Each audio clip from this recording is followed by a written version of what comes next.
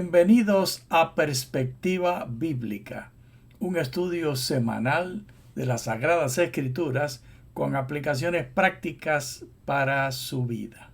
Mi nombre es Johnny Ramírez Johnson. Y mi nombre es Clara Jorge Ramírez. Bienvenidos a Perspectiva Bíblica y la lección para esta semana es la lección número 6 para el 6 de agosto. Mira, Johnny, 2-6. Gracias a Dios que no hay 3-6 juntos. Del 2022. Luchando con la fuerza ¿de quién? De Cristo. De Cristo. Oremos entonces, Clara Oremos. Mercedes. Gracias, Señor, por el privilegio de estar contigo. Gracias por la oportunidad de estudiar tu palabra, porque al estudiar tu palabra tenemos vida y tenemos vida en abundancia. Y gracias por el privilegio de estar con Clara y de estar con la audiencia. En el nombre de Jesús oramos. Amén. Amén. Así, Clara Mercedes, que nuestro estudio hoy, hablando de esta intrigante serie de palabras, luchando con la fuerza de Cristo, pues vamos a leer en el folleto para entender un poquito más de qué se trata. ¿Cuál es el papel de nuestra fuerza de voluntad en la batalla contra el yo y el pecado? ¿Cómo podemos evitar el error de permitir que nuestros sentimientos gobiernen las decisiones que tomamos? ¿Por qué debemos perseverar y no rendirnos cuando estamos en el crisol? Implica, Clara Mercedes, que los sentimientos son malos y que no se debe tomar decisiones con ellos. Los sentimientos son los que nos guían a amar, que nos guían a ser fieles, que nos dan paz, que nos dan fe. Todo esto viene en base a una iniciativa de los sentimientos.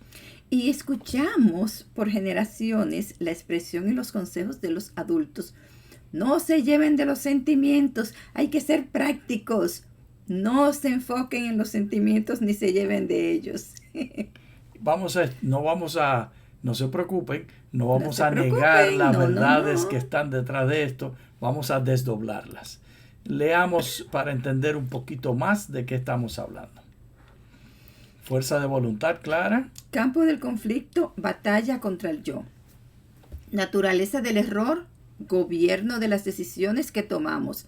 Sentimientos. Esas son las dos perspectivas que el folleto introduce como las claves para entender el tema de esta semana.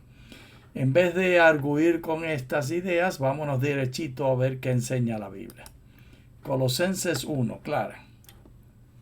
A ustedes también, aunque en otro tiempo estaban apartados y eran enemigos por tener la mente ocupada en malas obras, ahora los ha reconciliado en su cuerpo físico por medio de la muerte para presentarlos santos, sin mancha e irreprensibles delante de Él, por cuanto permanecen fundados y firmes en la fe, sin ser removidos de la esperanza del Evangelio que han oído, el cual ha sido predicado en toda la creación debajo del cielo.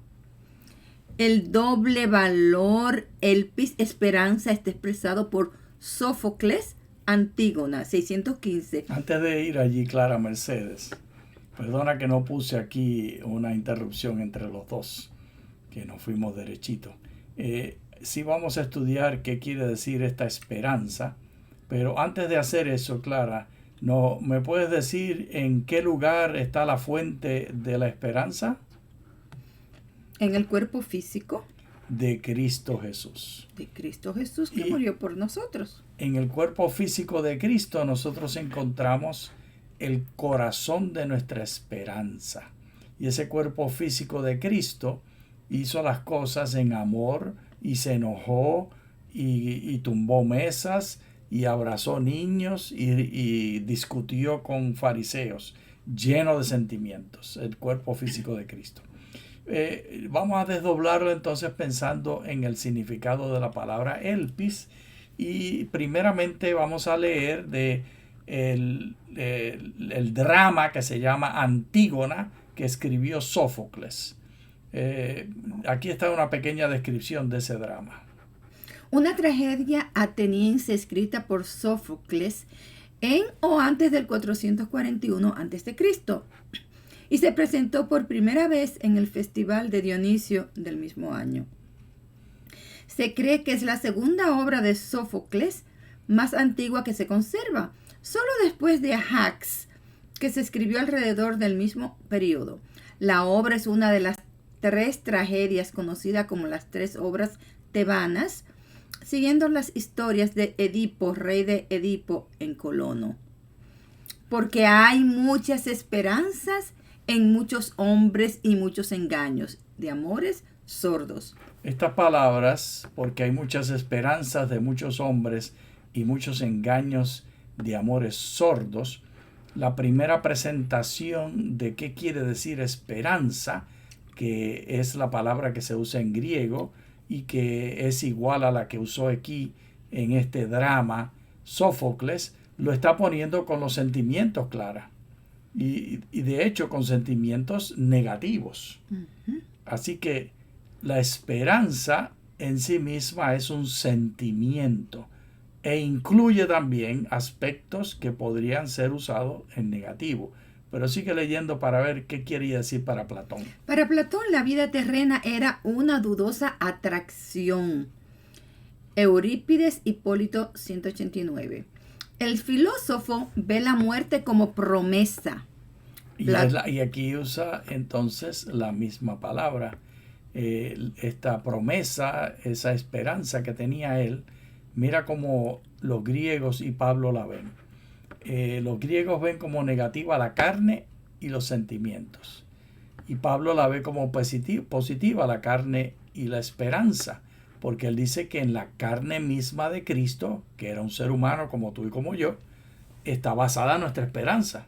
Uh-huh. Pero para los griegos, los sentimientos eran negativos. Entonces Pablo tiene un problema, porque él está presentando el evangelio en una cultura que degrada los sentimientos y que no los percibe como cosa de Dios, sino que perciben que lo que a Dios le gusta es que las personas sean estoicas. Que no muestren alegría ni tristezas, que sean como robots. Ellos hubieran resistido la idea de ser como robot. Ellos hubieran dicho que ser razonados y que razonando y todas las cosas hacerlas por razonamiento, como que los razonamientos no tuvieran como origen sentimientos. Exactamente, Johnny Ramírez. Pero no vamos a discutir eso en este momento. Volvamos a leer, pero entendemos el problema que Pablo tenía. Hay una tensión entre lo que Pablo como judío visualiza del cuerpo humano y de la bondad de Dios al crearnos como su imagen y semejanza, y lo que los griegos visualizan, que el cuerpo humano es degradado y es inferior. Así que Pablo tiene que preparar su predicación en un contexto que es ajeno a su manera de ver las cosas. ¿Y qué tiene que hacer él? Tiene que contextualizar, tiene que usar palabras de él con las formas de los griegos. Si no, el evangelio no avanza, Clara Mercedes. ¿Qué tú crees? ¿Tú quieres que el evangelio avance? Claro que sí. Y avanzó, porque Pablo hizo esa contextualización. Leamos. De este evangelio, yo, Pablo, llegué a ser ministro. Ahora me gozo en lo que padezco por ustedes y completo en mi propia carne lo que falta de las tribulaciones de Cristo a favor de su cuerpo, que es la iglesia. Así que Pablo aquí está procurando persuadir a los colosenses que la carne es buena porque Cristo tenía carne y en la carne está la propia esperanza que trae el gozo. Así que no es un problema de que los sentimientos sean malos, es un problema que en la cultura grecorromana se visualizaban todos los sentimientos como negativos y se imaginaban que se podía vivir y actuar sin sentimientos. Y de hecho, no solamente los sentimientos eran vistos como malos porque venían del cuerpo, Clara. Porque en el cuerpo, si yo te doy un besito, ¿sentiste algo? Uh-huh. Y si tú me pasas la mano por la cabecita, sentimos. Entonces, para los grecorromanos, esos sentimientos que cambian nuestra manera de vivir y de pensar. Por ejemplo, si yo estoy enojado con Clara Mercedes y ella me toca y me dice palabras dulces, es muy difícil para mí seguir enojado. Y para ella, cuando nosotros acordamos, Clara Mercedes, y corrígeme si es verdad o no, que al enojarnos, al casarnos, acordamos que al enojarnos íbamos a abrazarnos los dos y empezar a darnos besos y no soltarnos hasta que estuviera arreglada la situación. Pero quiero decirte, Johnny, que aunque no lo hemos hecho ¿Tú al quieres pie que de no la te vean letra, mal, que no te vean mal? No, Johnny. Sí, Clara Mercedes, eso sí es verdad. Y el punto clave es que tanto nosotros como Pablo tenemos la misma tensión. No es que el cuerpo sea malo y no es que los sentimientos sean malos. Es que hay opiniones en el cuerpo, hay tendencias en el cuerpo a ser egoístas y a hacer lo malo. Pero el mismo sentimiento que te tira hacia el egoísmo es el sentimiento que te tira hacia la bondad cuando tú lo reenfocas. No es un asunto de eliminar el sentimiento, sino de reenfocarlo. Y esto es lo que Pablo enfatiza. Sigamos leyendo del verso 24, Clara, por favor. Ahora me gozo en lo que padezco por ustedes. ¿Te das cuenta el reenfoque? Ahora está reenfocando él y diciendo, el problema no está en el gozo, el problema está en que te gozas. Y lo que hay que gozarnos es en lo que yo hago por ustedes. Sigue. Y completo en mi propia carne lo que falta de las tribulaciones de Cristo a favor de su cuerpo, que es la iglesia. De ella llegué a ser ministro según el oficio divino que Dios me dio a favor de ustedes, para dar pleno cumplimiento a la palabra de Dios. El misterio de Dios que había estado oculto desde los siglos y las generaciones, pero que ahora ha sido revelado a sus santos. A esto Dios ha querido dar a conocer cuáles son las riquezas de la gloria de este misterio entre las naciones, el cual es Cristo en ustedes, la esperanza de gloria. Amén y aleluya, Johnny Amén Ramírez. y aleluya. Y estas dos palabras, esperanza y gloria, Clara, se utilizan varias veces en el Nuevo Testamento y también en la Septuaginta, en la traducción, y están ligadas al gozo. Y esto es lo que Pablo anuncia. Lee el 28. A él anunciamos nosotros, amonestando a todo hombre y enseñando a todo hombre con toda sabiduría, a fin de que presentemos a todo hombre perfecto en Cristo Jesús. Por esto mismo yo trabajo, esforzándome según su potencia que obra poderosamente en mí. Y ahora vamos a analizar la palabra potencia para desdoblar qué sacamos de esto. ¿Puedes leer? En el helenismo, como en Filón. Dicho sea de paso, Filón es el filósofo judío de Alejandría que utilizó las ideas bíblicas y las mezcló con las ideas helenísticas. Y era muy popular entre los judíos de Jerusalén al tiempo de Jesús. Sigue. Este grupo de palabras se usa para referirse a las fuerzas cósmicas o físicas que actúan en el hombre o en el mundo que los rodea. En el AT, Antiguo Testamento, NT y Nuevo Testamento, energeia. Y en el Nuevo Testamento el verbo eyepeyei, energein, se usan casi exclusivamente para la obra de los poderes divinos o demoníacos, por lo que acá sí tenemos un uso técnico. Así que estas dos palabras de energía tenían una dualidad donde se usaban tanto para referirse a las cosas de Dios y al poder de Dios como al poder del enemigo. Y la próxima palabra, pogos, ¿puedes leer sobre ella? Poderosamente, pogos, alguien que tiene una habilidad, capacidad o poder, alguien que es poderoso. Este es un adjetivo verbal de puedo. La naturaleza del poder puede expresarse de diferentes maneras, cuerpo y mente. Como un adjetivo puede tener el sentido de lo que es posible, lo que puede suceder, lo que es practicable.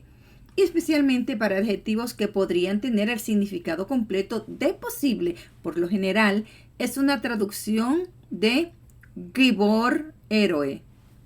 Esta idea clara de que el poder es asunto de heroísmo está mezclada con la idea de los sentimientos positivos dedicados a las causas positivas. Lo que Pablo recomienda no es que se abandonen los sentimientos, sino que se enfoquen los sentimientos a las causas positivas. Es decir, tú te tienes que dejar llevar por los sentimientos, enfocándolos en el propósito de poder de Dios, del poder de Dios que transforma. Ese es el resumen de lo que Pablo está diciendo. ¿Quieres leer el resumen, Clara, o quieres comentar algo diferente? Pablo en Colosenses. El evangelio de Pablo es en la carne, es sentido, es del cuerpo y de la vida práctica. Griegos y filósofos. Para los griegos, el objetivo de la vida es liberarse de los sentimientos para entonces morir y tener un estado solamente de la razón. Ellos pensaban, Clara, que al morir se conseguía una libertad especial. Y de hecho, de esta misma manera piensan, por ejemplo, los espiritistas. En mi caso, Clara, muy particular, como crecí en un hogar espiritista, yo escuché a mi padre hablar de la muerte con mucha felicidad, porque él iba a reunirse en su entendimiento con el espíritu de los familiares muertos. Y en una ocasión yo escuché a mi padre discutir con mi abuelo, donde mi abuelo le explicaba a mi padre que el propósito en el espiritismo es seguir reencarnando hasta que llegamos a tener la posición de Dios y convertirnos en uno con Dios o en dioses nosotros mismos, que ese es el camino y ese es el fin. Y todo esto basado en que hay que ir renovándose, y esta renovación está asociada con la idea de apartarse de los sentimientos y acercarse a la razón, al razonamiento superior. Y eso enamoró a los cristianos con Filón, y él escribió muchas. Y de hecho, eso es lo que el Evangelio según San Juan comienza diciendo: en el principio era el verbo, y el verbo era con Dios, y el verbo era Dios. Esas son tomadas palabras directamente de Filón, que él mezcla la filosofía griega con la filosofía judía para hacer una contextualización. Estas contextualizaciones son las que ayudaron al Evangelio a progresar en el ámbito greco-romano, pero como toda contextualización siempre corre peligros de los extremos. ¿Quieres ver el extremo peor de todo esto en la opinión de Sócrates? Seguro que sí. Es una pintura muy posterior y ya no tiene derechos de autor, necesariamente indicar de dónde salió, pero esta pintura es del 15 de febrero del 399, sabemos el día exacto del evento, y este evento está aquí Sócrates y está recibiendo juicio. Aquí está entregándole la cicuta, y aquí están con él sus discípulos, algunos muy preocupados y llorando. Léenos la descripción. Sócrates, maestro de Platón, se le dio a escoger entre el exilio o tomar una copa de cicuta por un tribunal que lo condenó a muerte como castigo por corromper a la juventud, expresar ideas contrarias a las creencias espirituales y por oponerse a las tiranías critias de los de Atenas. Sócrates usualmente en sus intervenciones se expresaba en contra del régimen. Así que era un perturbador político. Sigue. Sí. Lo anterior también resultaba perturbador para Caricles, político de la antigua Atenas. Así que el tribunal impuso la pena de envenenamiento antes de morir. Habló sobre la inmortalidad del alma. Así que ellos no querían del alma. Ellos no querían, Clara, que él muriera y que él tomara la cicuta. Ellos esperaban que él huyera, que él saliera de la ciudad, el tribunal le dijo, o te vas de la ciudad para nunca más volver, o te tomas la cicuta. Y no esperaba ninguno, ni los que lo condenaron, ni sus discípulos, que él iba a morir. Así que él convenció a la gente de que era lo mejor, dando su discurso acerca de la inmortalidad, de lo que él llama el alma. Esta idea clara es la ofensa más grande contra Dios. Es decir, la idea de que podemos separar sentimientos y razonamientos está atada a la idea de que en la muerte nosotros finalmente nos liberamos de los sentimientos y nos convertimos en agentes de pensamiento crítico y de pensamiento racional. Si alguien quisiera entender más, puede leer en este website, pero vamos nosotros a concentrarnos en el mensaje de Jesús. ¿Puedes leer? El mensaje de Jesús invita a abrazar nuestras emociones y usarla como juez de cuánto y cómo amar a los otros. Primero. 1. Ama a tu prójimo como a ti mismo. Levíticos 19:18. Porque Jesús no inventó esta frase clara. Esta presentación del segundo mandamiento es del Antiguo Testamento, del libro de Levíticos. Leámoslo directamente del libro de Levíticos. No te vengarás ni guardarás rencor a los hijos de tu pueblo. Más bien, amarás a tu prójimo como a ti mismo, yo el Señor. Era tan importante este resumen del segundo mandamiento que lo firma Dios. Él es el Señor, el tetragramaton, lo que algunos traducen como Jehová, otros como Yahvé, y en la traducción del 2015, siendo más fiel al texto hebreo, lo traduce como Señor. Sigue leyendo el verso 33 de Levíticos, también el capítulo 18. Cuando un extranjero resida con ustedes en la tierra de ustedes, no lo opriman. Como un natural de ustedes, considerarán al extranjero que reside entre ustedes. Lo amarás como a ti mismo, porque extranjeros fueron ustedes en la tierra de Egipto. Yo, el Señor, su Dios. Así que, Clara Mercedes, yo dije 18, pero es 19. Levíticos 19, 18, donde está el texto del mandamiento, explica la manera de amar. Y no es un amar esotérico. De palabritas nada más. Exacto, y estoico. Es un amar que te lleva a lo que tú sentiste cuando estabas en esclavitud en Egipto, Clara Mercedes. Y imagínate, tú no has sido esclava. Aunque he estado en Egipto. Pero ¿cómo asociar esas dos cosas, Clara Mercedes? Tú has estado en Egipto en hoteles de primera y paseando y viendo cosas maravillosas. Pero sigamos. Entonces, la idea de que nosotros estamos atados al cuerpo es clave en esta experiencia de cómo amar, porque es la experiencia del cuerpo en la esclavitud lo que te va a dar el ánimo y te va a ilustrar la manera de cómo tú, Clara Mercedes, debes amar a tu prójimo que es extranjero también. ¿Cómo tú lo dirías en tus palabras? ¿Qué asociación hay entre el cuerpo y los sentimientos y el amor, de acuerdo a esta lectura de que debemos recordarnos cuando fuimos esclavos en la tierra de Egipto y así tratar a los extranjeros que están en medio de nuestras tierras? Aunque muchos de nosotros, ninguno ha sido esclavo en Egipto, pero hemos tenido situaciones difíciles en la vida. Particularmente los inmigrantes. Los emigrantes, muchos que hemos emigrado a otros países, entonces hemos tenido situaciones muy difíciles. Pero debemos recordar que el mismo Dios que nos ayudó a sobrepasar todas esas dificultades nos sigue ayudando hoy.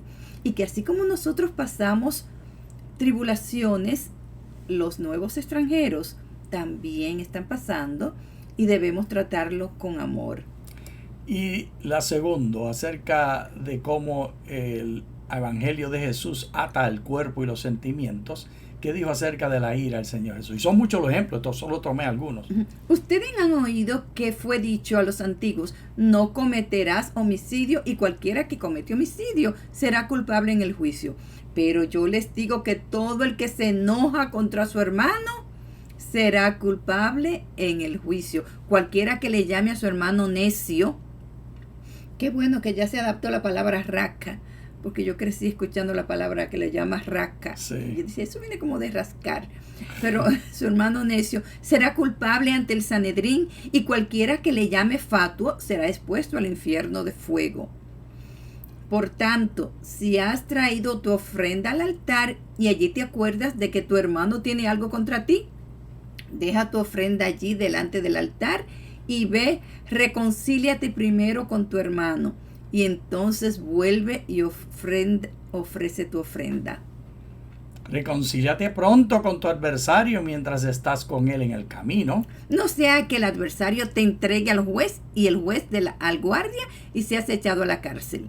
De cierto te digo que jamás saldrá de allí hasta que pagues el último centavo. Así que el amor, Clara, está estrechamente relacionado con cómo tratamos a los demás.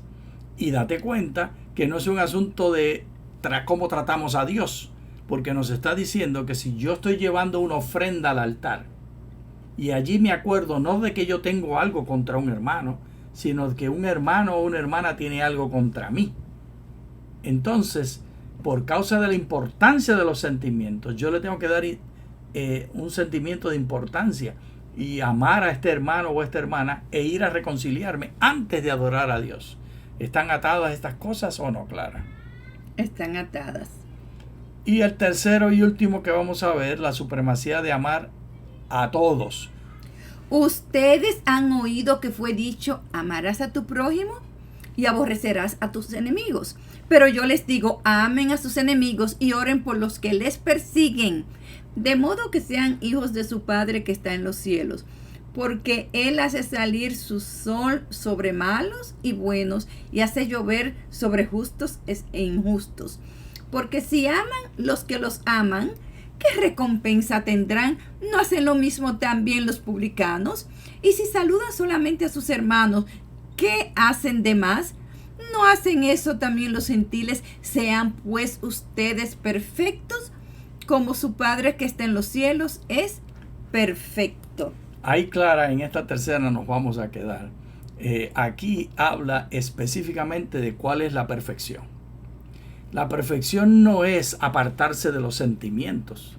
Ni irse a vivir a una montaña solitos. No, la perfección es tener una pasión especial por tratar a los demás como Dios me trata a mí.